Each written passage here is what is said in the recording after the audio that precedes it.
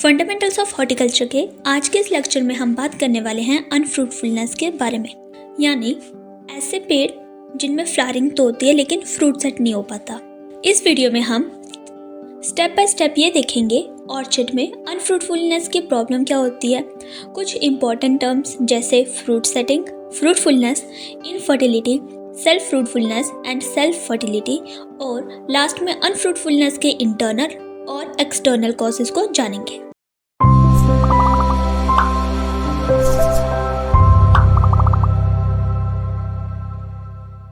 अनफ्रूटफुलनेस इन orchids. सोचो आपके पास एक एप्पल या मैंगो का ऑर्चिड है। सारे प्लांट्स एक ही फील्ड में लगे हैं, सबके लिए सेम सॉइल, सबको सेम लेवल ऑफ इरिगेशन दिया जा रहा है, लेकिन फिर भी हमें ये देखने को मिलता है कि कुछ प्लांट्स फ्रूट से ओवरलोडेड है, कुछ में फ्रूट सेट कम हुआ है और कुछ में तो बिल्कुल भी नहीं हुआ है। जब सिमिलर कंडीशन में खड़े पेड़ अलग अलग लेवल का फ्रूट देते हैं तो हम कहते हैं कि यहाँ पर अनफ्रूटफुलनेस की प्रॉब्लम है। जिस पेड़ को नॉर्मल कंडीशन में फ्रूट देना चाहिए लेकिन वो रेगुलरली या प्रॉपरली फ्रूट नहीं देता, तो उस कंडीशन को हम अनफ्रूटफुलनेस बोलते हैं। अब इस प्रॉब्लम को अच्छे से समझने के लिए कुछ बेसिक टर्म्स क्लियर करना ज़रूरी है, जैसे कि फ्रूट सेटिंग। फ्रूट सेटिंग का सिंपल मतलब है फ्लावर खिलने के बाद जो ओवरी की इनिशियल ग्रोथ होती है, जो आगे चलकर मैच्योर फ्रूट में डेवलप हो जाता है, उस प्रोसेस को फ्रूट सेटिंग कहते हैं। इसका डायरेक्ट रिलेशन है पॉलिनेशन और फर्टिलाइजेशन से। अगर पॉलिनेशन और फर्टिलाइजेशन सही से होगी तो ओवरी ग्रो करना शुरू कर देगी, जिससे अच्छा फ्रूट सेट होगा। लेकिन अगर यही स्टेप फेल हो जाए तो फ्लावर ब्लूम नहीं कर पाएंगे और गिर जाएंगे, जिससे फ्रूट सेट नहीं हो पाएगा। अनफ्रूटफुलनेस जैसी प्रॉब्लम्स हमें देखने को मिलेगी। Second important term is fruitfulness.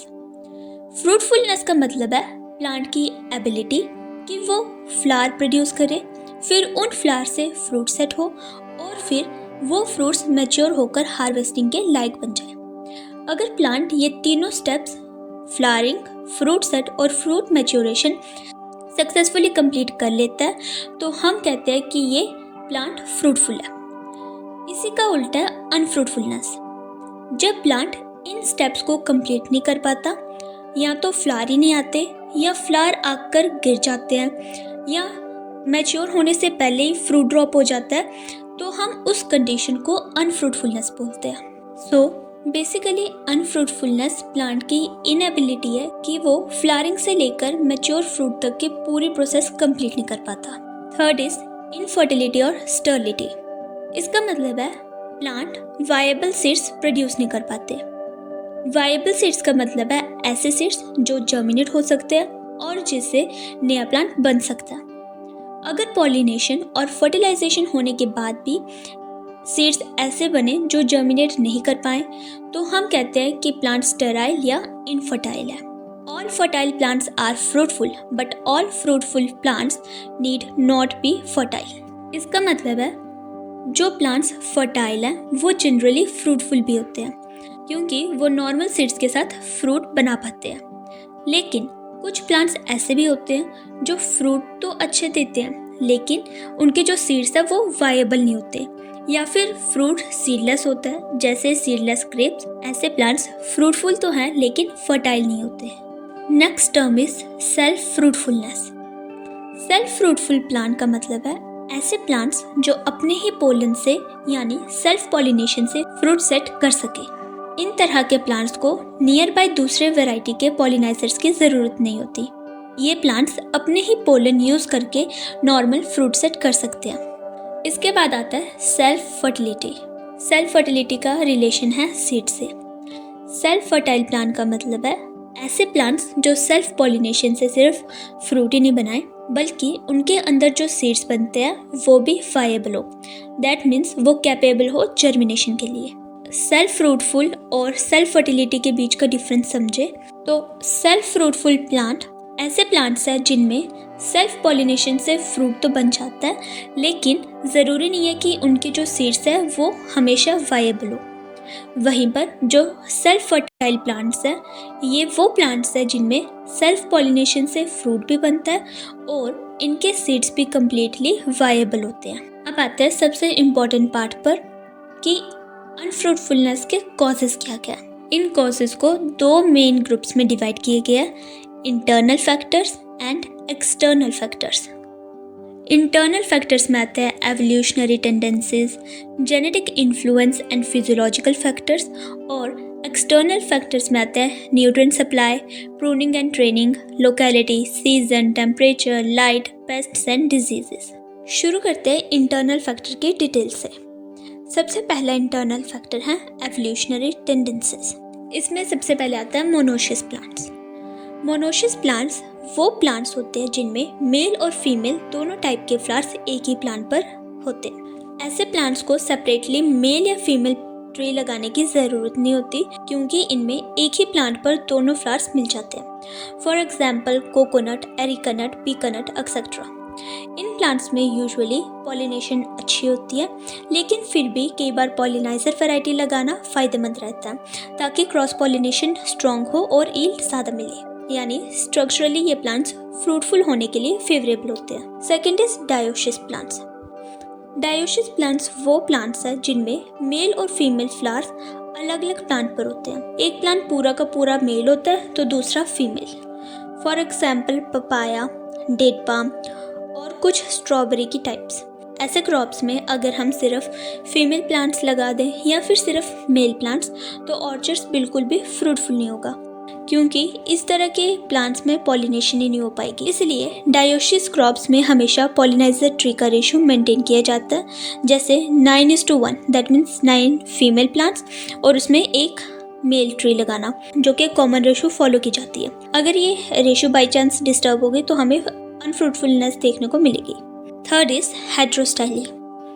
नाम से भी हम समझ सकते हैं, जैसे कि हेट्रो का मतलब होता है डिफरेंस और स्टाइली का मतलब होता है जो फ्लावर में स्टाइल पोर्शन पाया जाता है। कुछ फ्लावर स्पीशीज़ में स्टाइल की लेंथ अलग अलग होती है, जैसे कि कुछ में स्टाइल की लेंथ लंबी होती है तो कुछ में मीडियम साइज और कुछ में शॉर्ट होती है। स्टाइल की लेंथ के इस डिफरेंस से बेसिकली होता क्या, जब स्टाइल काफ़ी लंबा या छोटा हो तो उस केस में जो पोलन ग्रेन्स है वो स्टिग्मा पर सही पोजीशन पर नहीं पहुंच पाते, जिससे सेल्फ पॉलिनेशन रुक जाती है और प्लांट ज़्यादातर क्रॉस पॉलिनेशन पर डिपेंड हो जाता है। इसको हम basically self natural incompatible mechanism भी मान सकते हैं। सो बेसिकली हेटेरोस्टाइली में सेम स्पीशीज़ के डिफरेंट प्लांट्स पर फ्लावर्स की स्टाइल की लेंथ अलग अलग होती है। फॉर एग्जाम्पल ब्रिंजल में लॉन्ग, मीडियम, सीडो शॉर्ट और ट्रू शॉर्ट टाइप के स्टाइल्स मिलते हैं। कुछ फ्लोरल टाइप्स फिर भी थोड़े सेल्फ फ्रूटफुल होते हैं, लेकिन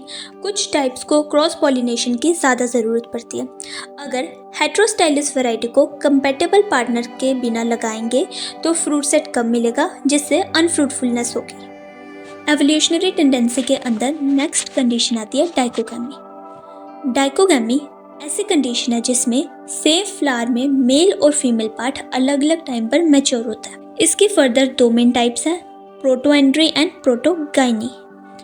प्रोटोएंड्री में मेल पार्ट विच इज स्टेमन, वो फीमेल पार्ट जो कि स्टिग्मा होता है उससे पहले मैच्योर या फिर हम कह सकते हैं रिसेप्टिव हो जाता है। इसके एग्जाम्पल है कोकोनट। इसमें पोलन पहले रिलीज हो जाता है, लेकिन उस वक्त जो स्टिग्मा है वो रेडी या फिर हम कह सकते हैं रिसेप्टिव नहीं होता, जिस वजह से इनमें सेल्फ पॉलिनेशन नहीं हो पाती। Second, protogyny. प्रोटोगाइनी में stigma which means female part वो स्टेमन मेल पार्ट से पहले रिसेप्टिव हो जाता है। इसके एग्जाम्पल है वॉलनट और हेजल। इसमें भी मेल और फीमेल फेज टाइम पर मैच नहीं हो पाते, जिस वजह से सेल्फ पॉलिनेशन के चांसेस काफ़ी हद तक कम हो जाते हैं। अगर इन प्लांट्स के आसपास कंपैटिबल वैरायटीज ना हो तो इनमें फ्रूट सेट ड्रॉप हो जाता है, जिससे अनफ्रूटफुलनेस कॉज होती है। Next point is abortive flowers और ओव्यूल्स। इस कंडीशन में या तो pistol which is a female organ या ओव्यूल्स डेवलप ही नहीं कर पाते या फिर उनकी डेवलपमेंट बीच में रुक जाती है। इसको हम एबॉर्टिव फ्लावर्स या एबॉर्टिव ओव्यूल्स कहते हैं। जब ओव्यूल ही प्रॉपर डेवलप नहीं होगा तो फर्टिलाइजेशन पॉसिबल नहीं होगी, जिससे फ्रूट सेट भी नहीं हो पाएगा। ये कंडीशन हमें कॉमनली ग्रेप्स, टोमेटो, स्ट्रॉबेरी और पोमेग्रेनेट जैसी क्रॉप्स में देखने को मिलती है। कई बार एम्ब्रियो सैक एबॉर्शन भी हो जाता है, जिससे सीडलेसनेस आ सकती है। एम्ब्रियो सैक ओव्यूल के अंदर पाया जाने वाला एक पार्ट है जब ये डेवलपमेंट के दौरान मर जाता है या फिर इसमें प्रॉपरली डेवलपमेंट नहीं हो पाती है, तो उस केस में प्लांट में फ्रूट तो बन जाता है, लेकिन उसमें जो सीड्स है वो नहीं बनते, या फिर अगर वो बन भी गए तो वो अनडेवलप्ड रहते हैं।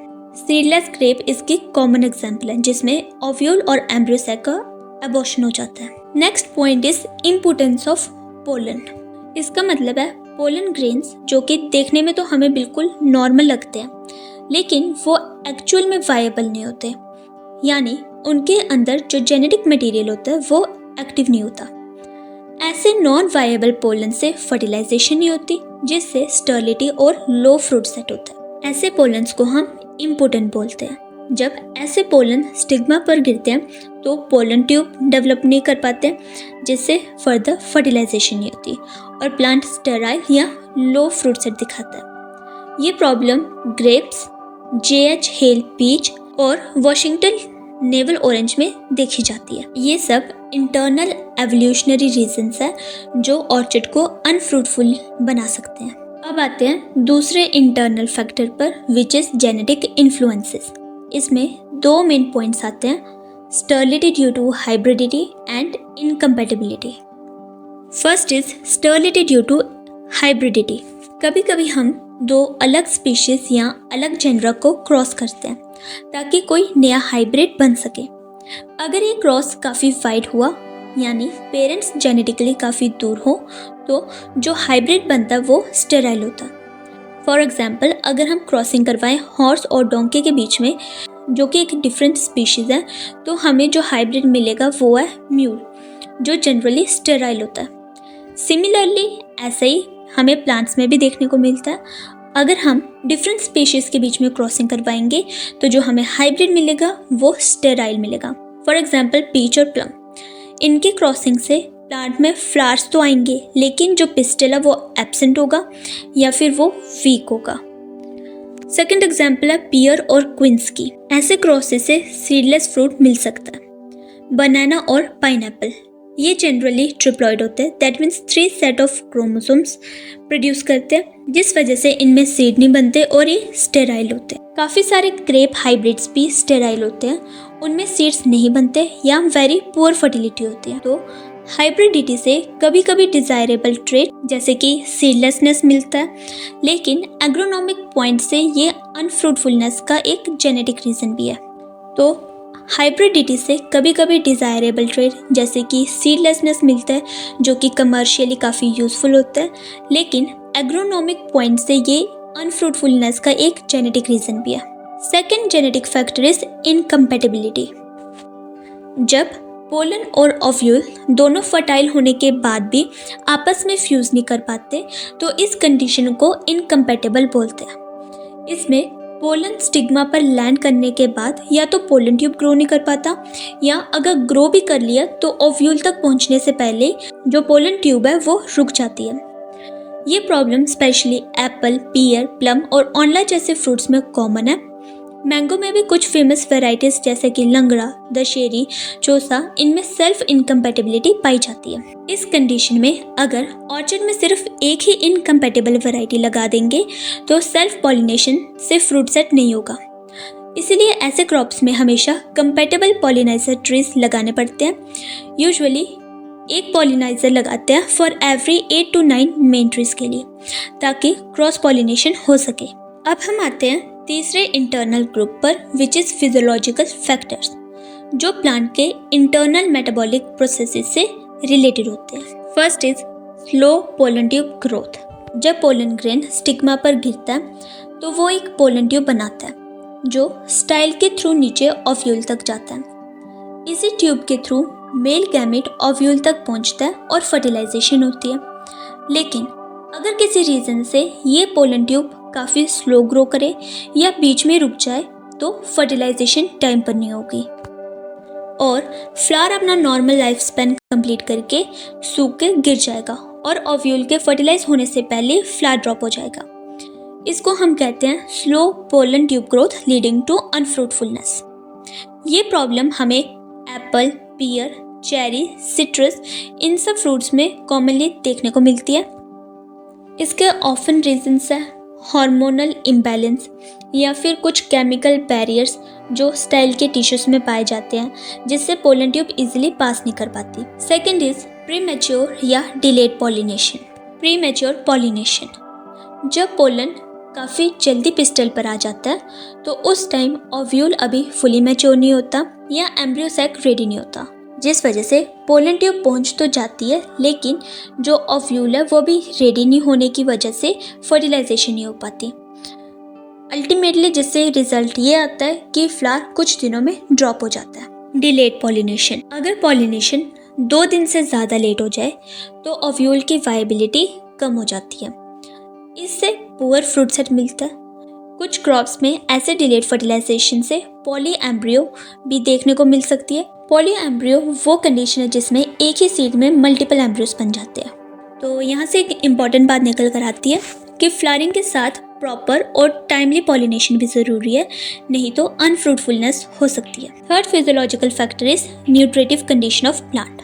प्लांट की न्यूट्रिशन स्टेटस स्पेशली फ्लावरिंग के तुरंत पहले और बाद का टाइम ये डिसाइड करता है कि कितने फ्लावर्स फ्रूट बनकर सेट होंगे और उनमें से कितने मेजॉरिटी तक पहुंच पाएंगे। ये न्यूट्रिशन डायरेक्टली पोलन वायबिलिटी और पिस्टल की फर्टिलिटी को अफेक्ट करता है। इसको 2 पार्ट्स में समझते हैं। First is effect on pollen viability. Young healthy trees जिनके पास बैलेंस्ड न्यूट्रिशन है उनमें पोलन ग्रेन्स ज़्यादा वायबल होते हैं, यानी उनकी फर्टिलाइजेशन की एबिलिटी हाई होती है। वहीं जो ओल्ड, वीक या माल नरिश्ड ट्रीज है इनमें पोलन वीक, श्रिवल या लो वायबल होता है, जिससे फ्रूट सेट नेचुरली कम हो जाता है। Second part is defective pistol.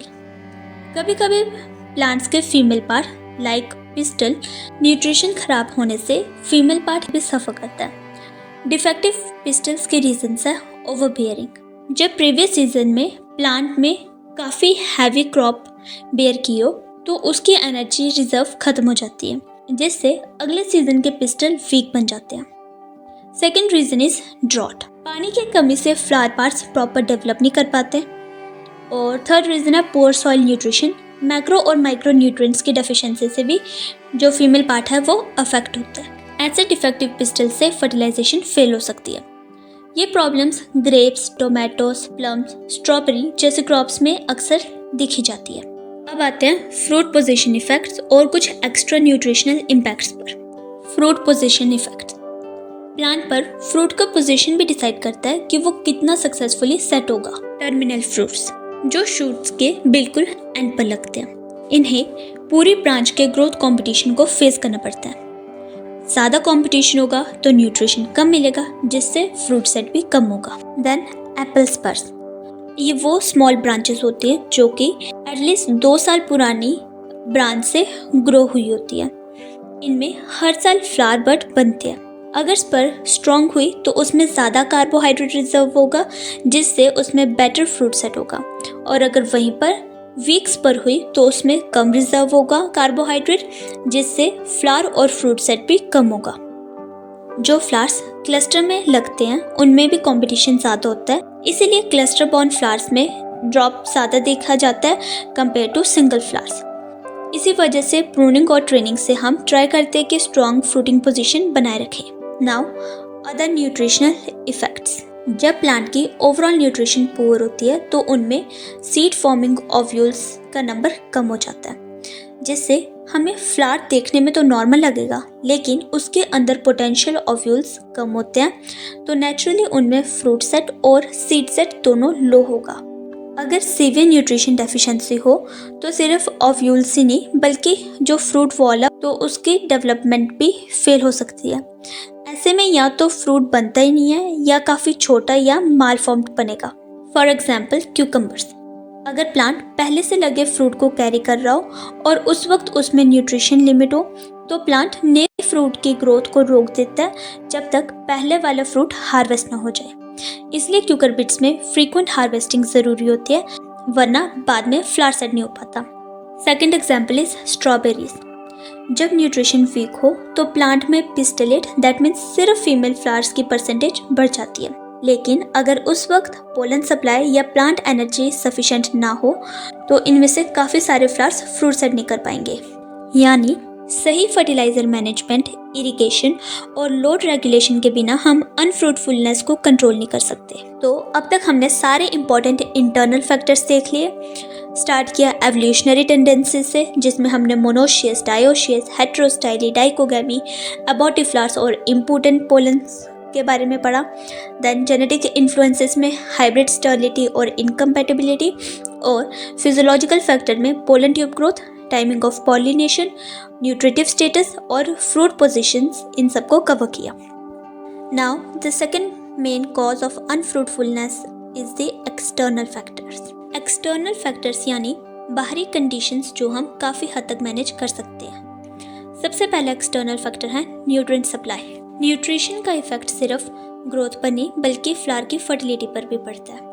Normally हम सोचते हैं कि जितना ज़्यादा हम फर्टिलाइज़र और न्यूट्रिएंट देंगे प्लांट को, उतनी अच्छी हमें क्रॉप मिलेगी, लेकिन ऐसा हमेशा नहीं होता। अगर हम कुछ प्लांट फैमिलीज़ को ओवरफीड यानी एक्सेस अमाउंट में उनमें फर्टिलाइज़र की सप्लाई देंगे तो उनमें स्टेरिलिटी आ सकती है। एक फेमस एग्जांपल है जोनाथन एप्पल की। रिच और ज़्यादा फर्टाइल सॉइल में ये वैरायटी सेल्फ स्टेराइल बिहेव करती है, विच मीन्स ये अपने पोलन से फ्रूट सेट नहीं कर पाती, लेकिन वही वैरायटी पोर सॉइल में सेल्फ फर्टाइल हो सकती है। इससे पता चलता है कि सॉइल फर्टिलिटी लेवल चेंज होने से फ्लावर का बिहेवियर भी चेंज होता है। ग्रेप्स में भी हमें ड्यूअल इफेक्ट देखने को मिलता है, जैसे कि हाई फर्टिलिटी सॉइल में पिस्टल्स अच्छे बनते हैं लेकिन स्टेमन वीक होते हैं, वहीं लो फर्टिलिटी सॉइल पर स्टेमन्स ठीक रहते हैं लेकिन पिस्टल्स वीक बनते हैं। इसलिए हमें एक बैलेंस्ड अमाउंट में फर्टिलाइज़र का यूज़ करना चाहिए। ऑलिव्स की एग्जांपल लें तो उस केस में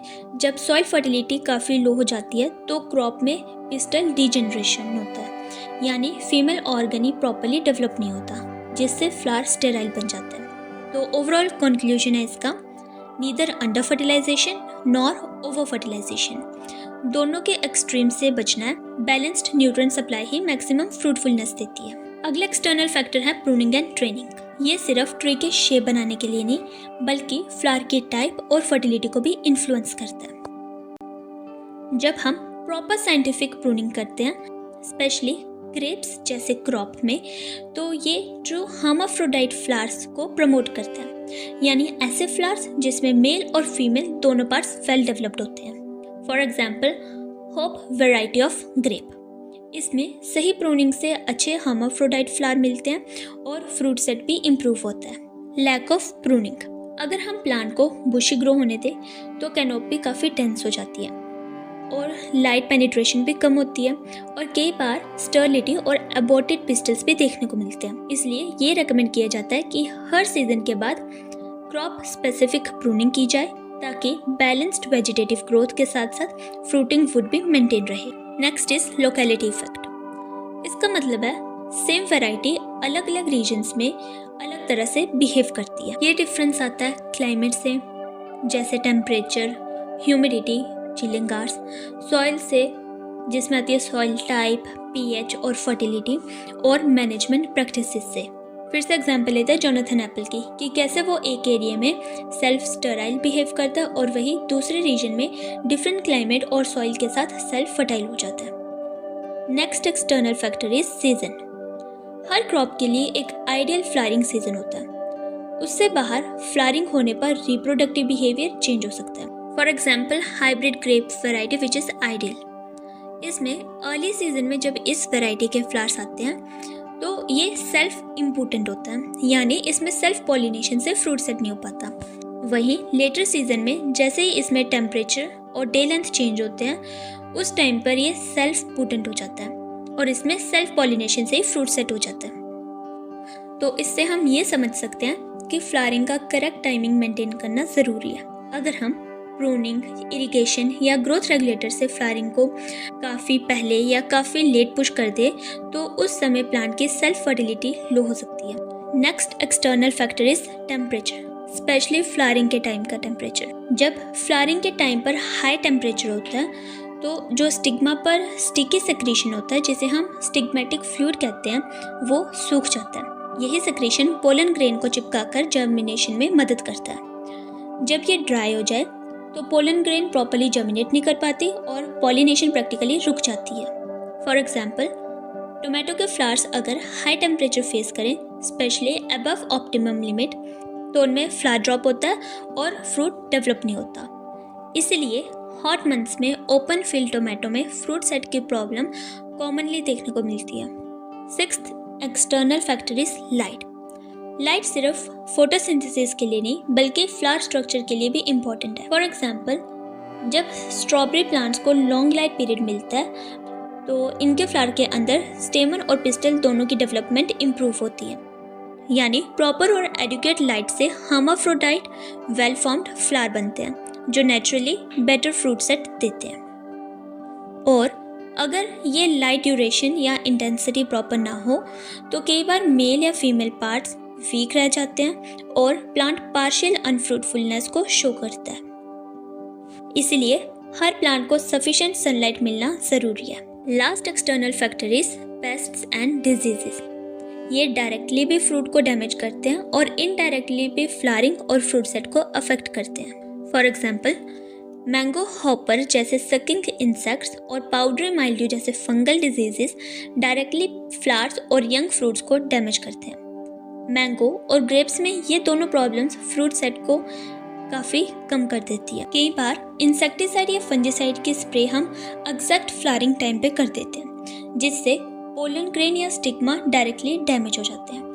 इसलिए ये रेकमेंड किया जाता है कि फ्लावरिंग के सेंसिटिव स्टेजेस पर केमिकल स्प्रे केयरफुली प्लान करनी चाहिए या कुछ केमिकल्स को तो अवॉइड कर देना चाहिए। कॉपर फंजीसाइड्स अगर 200 to 1000 ppm जैसे कंसंट्रेशन में यूज़ करेंगे तो ये पोलन जर्मिनेशन को इनहिबिट कर सकते हैं। यानी फंगस तो कंट्रोल हो जाएगा लेकिन साथ में पोलन भी मर सकता है और जिससे फ्रूट सेट कम होगा। इसलिए प्लांट प्रोटेक्शन करते वक्त राइट केमिकल, राइट डोज और राइट टाइमिंग को ध्यान से सिलेक्ट करना चाहिए। तो एक्सटर्नल फैक्टर्स में हमने देखा कि न्यूट्रिएंट सप्लाई का इफेक्ट जैसे कि ओवरफीडिंग और डेफिशिएंसी से क्या होता है, प्रूनिंग और ट्रेनिंग का रोल, लोकेलिटी, सीजन और टेम्परेचर का असर, लाइट, पेस्ट्स और डिजीजेस का इम्पैक्ट। अब हम डिस्कस करेंगे कि कैसे इन सब प्रॉब्लम को हम प्रैक्टिकली कंट्रोल कर सकते हैं और कौन कौन से स्टेप्स लेकर हम अनफ्रूटफुलनेस को ओवरकम कर सकते हैं। ये काम सिर्फ फ्लावरिंग के टाइम से नहीं बल्कि ऑर्चर्ड प्लानिंग से शुरू होना चाहिए। First step is right crop and right variety. सबसे पहला रूल, गलत जगह सही प्लांट भी फेल हो जाएगा। इसलिए हमेशा ऐसी क्रॉप और वैरायटी चूज करनी चाहिए जो क्लाइमेट और सॉइल के लिए सूटेबल हो। अगर हम ट्रॉपिकल कंडीशंस में टेम्परेट फ्रूट क्रॉप्स को ग्रो करेंगे तो वो नेचुरली अनफ्रूटफुल रहेंगी। इसी तरह हैवी क्ले सॉइल में भी कुछ क्रॉप्स सफर करेंगी। Second step is wind protection. तेज हवा भी अनफ्रूटफुलनेस का सबसे बड़ा रीजन है। Strong winds flower drop cause करती हैं या पॉलिनेटर की एक्टिविटी को कम कर देती है। इसलिए ऑर्चर्ड्स की बाउंड्रीज पर विंड ब्रेक्स या शेल्टर बेल्ट्स लगानी चाहिए जैसे कि यूकेलिप्टस की बेल्ट या क्यूसेरियन और सिसेम एक्सेट्रा। ये टॉल ट्रीज विंड की स्पीड को स्लो डाउन कर देते हैं जिससे अंदर के फ्रूट ट्रीज को प्रोटेक्शन मिलती है।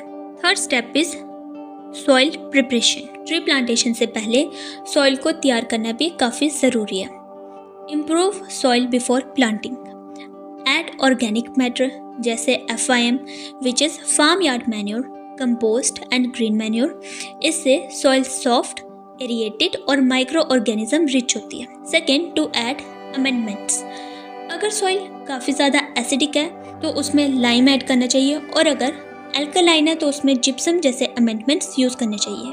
ये अमेंडमेंट्स सॉइल pH को करेक्ट करते हैं जिससे न्यूट्रिएंट्स प्लांट को इजीली मिलते हैं। Third point is to apply nutrients based on soil testing.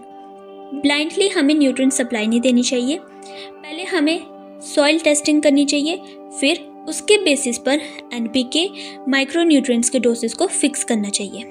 अगर अच्छी सॉइल प्रिपरेशन होगी तो हेल्थी रूट्स डेवलप होंगे जिससे प्लांट स्ट्रॉन्ग बनेगा और अल्टीमेटली हमें उससे बेटर फ्लावरिंग और फ्रूटिंग मिलेगी। Fourth step is to improve pollination. कई सारे इंटरनल फैक्टर्स जैसे कि heterostyly, dichogamy, sterility and incompatibility में पॉलिनेशन की प्रॉब्लम देखने को मिलती है। इसे इम्प्रूव करने के लिए कुछ स्टेप्स प्रैक्टिस करने होते हैं जैसे कि प्लांट मिक्स्ड वेराइटीज़। ऑर्चर्ड में सिर्फ एक ही वेराइटी नहीं लगानी चाहिए, 2 से 3 कंपैटिबल वेराइटीज़ को मिक्स करके लगाना चाहिए ताकि क्रॉस पॉलिनेशन नेचुरली हो सके। Second, to introduce pollinizer varieties. कुछ क्रॉप्स में स्पेशली पॉलिनाइजर ट्रीज लगाए जाते हैं और ये पॉलिनाइजर ट्रीज पोलन सप्लाई करते हैं। फॉर एग्जाम्पल एप्पल, पियर और मैंगो में 9:1 या 10:1 की रेशियो में पॉलिनाइजर लगाए जाते हैं। Third is to promote honey bees and other pollinators. Orchard में बी हाइव रखने से पॉलिनेशन काफ़ी इम्प्रूव होती है। बेटर पॉलिनेशन होगी तो ज़्यादा फ्रूट सेट होगा, जिससे यूनिफॉर्म फ्रूट्स आएंगे और अनफ्रूटफुलनेस कम होगी। Fifth point is use of plant growth regulators. कुछ फिजियोलॉजिकल प्रॉब्लम्स जैसे कि slow pollen tube growth, premature या डिलेड पॉलिनेशन को हम प्लांट ग्रोथ रेगुलेटर से मैनेज कर सकते हैं। प्लांट ग्रोथ रेगुलेटर्स ऐसे केमिकल्स होते हैं जो प्लांट्स के हार्मोन सिस्टम की जैसे काम करते हैं। सही प्लांट ग्रोथ रेगुलेटर को सही कंसंट्रेशन और सही स्टेज पर स्प्रे करनी चाहिए, जैसे कि नैप्थलीन एसिडिक एसिड और जिबलिक एसिड, जो कि क्रॉप स्पेसिफिक होते हैं। ये पोलन ट्यूब ग्रोथ को स्टिमुलेट कर सकते हैं, फ्लावर ड्रॉप को कम कर सकते हैं और फ्रूट सेट को इम्प्रूव कर सकते हैं। ध्यान रहे कि गलत डोज से नुकसान भी हो सकता है, इसलिए हमेशा रेकमेंडेड शेड्यूल ही फॉलो करना चाहिए। Step 6 is rejuvenation of old trees. जो पुराने ट्रीज होते हैं वो वीक हो जाते हैं, उनकी ब्रांचेस सेनाइल हो जाती हैं और उनमें फ्लावरिंग और फ्रूटिंग भी कम हो जाती है। अब इस प्रॉब्लम को डील करने के लिए हमारे पास दो ऑप्शंस आते हैं। पहला कि हम पुराने ट्री को कम्प्लीटली रिमूव कर दें और नए ट्री के साथ उसे रिप्लेस कर दें। सेकंड ऑप्शन आता है कि हम रिजुविनेशन प्रूनिंग को अडॉप्ट करें। कुछ क्रॉप्स में हम हार्ड प्रूनिंग करके ओल्ड ब्रांचेस को रिमूव कर देते हैं, जिससे नई यंग शूट्स निकलती हैं। ये नई शूट्स फिर से गुड बेयरिंग स्टार्ट कर सकती हैं और इसी प्रोसेस को हम रिजुविनेशन ऑफ ओल्ड ऑर्चर्ड्स कहते हैं। Seventh step is to manage over bearing. Over bearing यानी किसी साल पेड़ पर काफ़ी हैवी क्रॉप का आ जाना। ये सुनने में तो अच्छा लगेगा, लेकिन एक्चुअली प्लांट अपनी सारी एनर्जी करंट क्रॉप को मैच्योर करने में लगा देता है, जिससे अगले सीजन के लिए फ्लावर बड का फॉर्मेशन कम हो जाता है। रिजल्ट ये आता है कि नेक्स्ट ईयर या तो ऑफ ईयर जाएगा या फिर पुअर फ्रूट सेट देखने को मिलेगा। इसलिए हमें फ्रूट थिनिंग करनी चाहिए। जब फ्रूट्स स्मॉल हो तो उस टाइम पर हमें कुछ फ्रूट्स को मैन्युअली या केमिकली हटा देना चाहिए। इससे जो रिमेनिंग फ्रूट्स रहते हैं वो साइज में भी अच्छे होते हैं, उनकी क्वालिटी भी अच्छी होती है और प्लांट के पास अगले साल के लिए भी एनर्जी बची रहती है। यानी बैलेंस मेंटेन करके रखना चाहिए vegetative growth, which means leaves और शूट्स में, और रिप्रोडक्टिव ग्रोथ जिसमें आती है फ्लावर्स और फ्रूट्स। दोनों में हमें एक प्रॉपर बैलेंस मेंटेन करके रखना चाहिए। 8th step is irrigation management. Wrong irrigation management से भी अनफ्रूटफुलनेस कॉज हो सकती है। अगर ड्रॉट कंडीशन आ जाए तो जो फ्लावर बड्स है वो सूख सकते हैं और फ्रूट ड्रॉप हो सकता है, और अगर वहीं पर वाटर लॉगिंग कंडीशन हो तो रूट्स सफोकेट हो जाती है और प्लांट्स वीक हो जाते हैं और प्लांट में डिजीजेस के चांसेस बढ़ जाते हैं। इसलिए क्रॉप के हिसाब से हमें प्रॉपर इरिगेशन शेड्यूल बनाना चाहिए। ड्रिप इरिगेशन, मल्चिंग जैसे मेथड्स यूज़ करके मॉइस्चर स्टेबल करना चाहिए। अगर स्टेबल मॉइस्चर होगा तो प्लांट हेल्थी रहेगा, जिससे हमें बेटर फ्लावरिंग और फ्रूटिंग मिलेगी। Next step is manage uneven flower distribution. कई बार हमें फ्रूट ट्रीज की ब्रांचेस पर कुछ ऐसे एरियाज होते हैं जहाँ पर ज़्यादा फ्लावरिंग देखने को मिलती है और कुछ एरियाज में काफ़ी कम, या फिर प्लांट के अपर पार्ट में फ्लावर्स होते हैं और लोअर पार्ट में बिल्कुल भी नहीं। इससे कुछ एरियाज में हैवी फ्रूट लोड होता है और कुछ एरियाज में बिल्कुल भी फ्रूट नहीं होते, जिससे ओवरऑल प्रोडक्शन और क्वालिटी दोनों इफेक्ट होती है। इस प्रॉब्लम को मैनेज करने के लिए फॉलोइंग प्रैक्टिसेस की जाती हैं, जैसे कि थिनिंग, जिसमें एक्स्ट्रा फ्लावर और फ्रूट क्लस्टर्स को हटा दिया जाता है ताकि जो फ्रूट और फ्लावर लोड है वो इक्वल रहे। Second is crop regulation practices, जैसे स्पेसिफिक प्रूनिंग, डी ब्लॉसमिंग या प्लांट ग्रोथ रेगुलेटर्स का यूज़ करना, जिससे फ्लावरिंग पूरे ट्री पर यूनिफॉर्म हो। Next step is to maintain nutrient balance. जैसे हमने पहले भी डिस्कस किया कि बैलेंस न्यूट्रिशन सबसे इम्पॉर्टेंट है। क्रिटिकल न्यूट्रिएंट लेवल मेंटेन करना चाहिए, यानी हर न्यूट्रिएंट का एक मिनिमम और ऑप्टिमम रेंज होता है जिसके अंदर रहना चाहिए। इसके लिए हम लीफ एनालिसिस करते हैं, जिसमें हम ग्रोइंग सीजन के कुछ स्टैंडर्ड लीफ सैंपल लेते हैं, जिसे लैब में ले जाकर टेस्ट करते हैं और पता लगाते हैं कि कौन से न्यूट्रिएंट डेफिशिएंट में और कौन से एक्सेस में। सेकेंडली हम इसमें सॉइल एनालिसिस भी करते हैं, जिसमें हम हर 2 से 3 साल में सॉइल टेस्ट करते हैं। इन रिपोर्ट्स के बेसिस पर न्यूट्रिएंट शेड्यूल बनाया जाता है कि कितने लेवल पर nitrogen, phosphorus, potassium, calcium, magnesium, micronutrients इन सबको देना है और कौन से मंथ में देना है। इस साइंटिफिक अप्रोच से डेफिशिएंसी भी नहीं होगी, टॉक्सिसिटी भी नहीं होगी और फ्रूटफुलनेस भी मेंटेन रहता है। Next step is proper pruning. Pruning की इंपॉर्टेंस पर हम पहले भी बात कर चुके हैं। यहाँ पर हम मेन फोकस करेंगे कि जो प्रूनिंग है वो क्रॉप स्पेसिफिक होनी चाहिए, यानी हर फ्रूट क्रॉप की फ्लावरिंग हैबिट अलग होती है। कोई करंट सीजन के शूट्स पर फ्रूट सेट करता है जैसे कि ग्रेप्स, तो कोई लास्ट ईयर के स्पर्स पर जैसे कि एप्पल। इसी फ्लावरिंग पैटर्न को हम फिनोलॉजी कहते हैं, यानी प्लांट के seasonal growth and flowering calendar. इसीलिए हर क्रॉप के लिए रेकमेंडेड प्रूनिंग सिस्टम को फॉलो करना चाहिए, जैसे कि heading back, thinning out, renewable pruning etcetera. इससे लाइट डिस्ट्रीब्यूशन, बड फॉर्मेशन और फ्रूटिंग सब इम्प्रूव होता है। Next step is disease and pest management. इसके लिए सबसे बेस्ट अप्रोच है इंटीग्रेटेड पेस्ट मैनेजमेंट, जिसमें हम मॉनिटर करते हैं रेगुलर फील्ड विजिट से, जिसकी मदद से हम अर्ली स्टेज पर डिटेक्ट कर लेते हैं। कल्चरल मेथड्स को फॉलो करते हैं, जैसे कि सैनिटेशन, रेजिस्टेंट वेराइटीज़ का यूज़ करना और proper spacing, biological control like natural enemies और बायोपेस्टिसाइड्स का यूज़ करना, और केमिकल कंट्रोल जब ज़रूरी हो तभी, सही डोज और सही टाइमिंग से। और इस बात का हमें ध्यान रखना चाहिए कि ऐसे पैथोजेंस जो फ्लावर ड्रॉप, फ्रूट रॉट या स्टर्लिटी का रीज़न बनते हैं, जैसे पाउडरी माइल्ड्यू और एंथ्रेक्नोस, इन्हें हमें फ्लावरिंग से पहले ही कंट्रोल करना चाहिए ताकि फ्रूट सेट सेफ रहे। अब लास्ट इम्पॉर्टेंट स्टेप है ऑल्टरनेट बेयरिंग को हैंडल करना। ऑल्टरनेट बेयरिंग यानी एक साल काफ़ी हैवी क्रॉप तो दूसरे साल काफ़ी कम या फिर ऑलमोस्ट ज़ीरो। ये प्रॉब्लम स्पेशली मैंगो, एप्पल, ऑनला जैसे ट्रीज में कॉमन है। इसको मैनेज करने के लिए दो तरीके हैं basically. First, variety selection.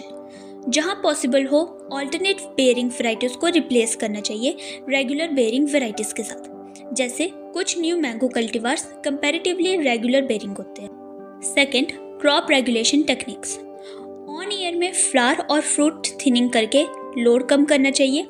Naphthalene acetic acid या एथोफोन जैसे प्लांट ग्रोथ रेगुलेटर से कुछ फ्लावर्स रिमूव कर देने चाहिए।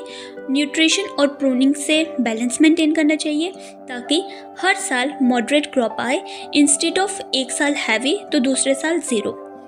इस तरह स्टेप बाय स्टेप मैनेजमेंट से हम अनफ्रूटफुलनेस और इरेगुलर बेयरिंग दोनों को कंट्रोल कर सकते हैं। तो एक बार रिकैप कर लेते हैं पूरे लेक्चर का। सबसे पहले हमने जाना कि अनफ्रूटफुलनेस होती क्या है और उसके मेन कॉजेज़ क्या है। कॉजेज़ में हमने दो मेन कॉजेज़ देखे, इंटरनल फैक्टर्स और एक्सटर्नल फैक्टर्स।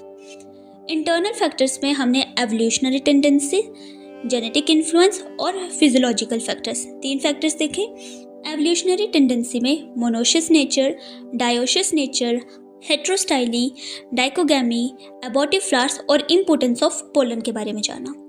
जेनेटिक इन्फ्लुएंस में हमने देखा स्टर्लिटी और इनकम्पैटिबिलिटी को, और फिजियोलॉजिकल फैक्टर्स में slow pollen tube growth, premature और delayed pollination, nutritive condition of plant और fruit setting of flowers in different positions. Then हमने एक्सटर्नल फैक्टर्स पढ़े, जिसमें हमने nutrient supply, pruning and training, locality, season, temperature, light और pests and diseases को cover किया। और लास्ट में हमने प्रैक्टिकल स्टेप्स पढ़े जिससे हम ऑर्चर्ड को ज़्यादा प्रोडक्टिव बना सकते हैं। I hope this will help you. और कोशिश करो जब भी कोई टॉपिक कवर करो तो उसका फ्लो चार्ट बनाकर उसे याद करो। तो आज के इस लेक्चर के साथ हमारा फंडामेंटल्स ऑफ हॉर्टिकल्चर का पूरा सिलेबस कंप्लीट होता है। If you have any doubt related to any topic, just let me know in the comment section. अब हम मिलेंगे एक नए कोर्स और नए वीडियो के साथ, जिसमें हम और इंटरेस्टिंग टॉपिक्स को सिंपल तरीके से कवर करेंगे। तब तक के लिए study well, grow better and take care.